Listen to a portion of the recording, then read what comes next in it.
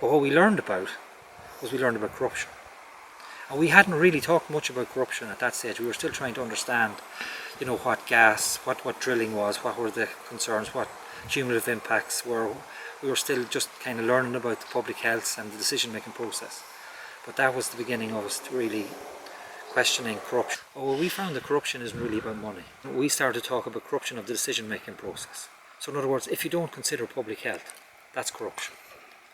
So if you have a process, and if the politicians are told that people have concerns about public health and the environment, and then the politician comes out and he says, based on the information that he's got from his officials, and says, well, we're going to use the best decision-making process possible to make decisions here, and we're going to make sure that nobody is going to be, so we're going to make sure that public health is considered.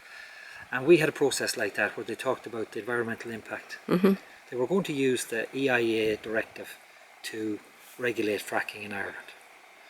Oh, it took us a while to understand that the EIA directive was focused on projects, and what we were dealing with at the time was a plan and a programme to frack, to drill 3,000 wells, and that the environmental impact assessment was only really able to consider one well. What they weren't telling us, which is where I think that's what I call corruption, was that in order to look at cumulative impacts, in order to deal with all the concerns that we had, that in order to be able to look at the additional risk associated with thousands of wells rather than one well, that they had to do high-level assessment.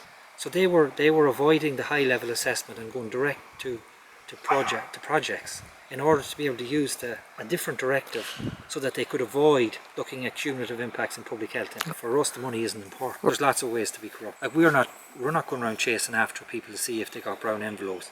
What we want to make sure that is that if the public interest is being considered, and if the public interest isn't being considered, that has to be corruption, and that's really more serious than brown envelopes.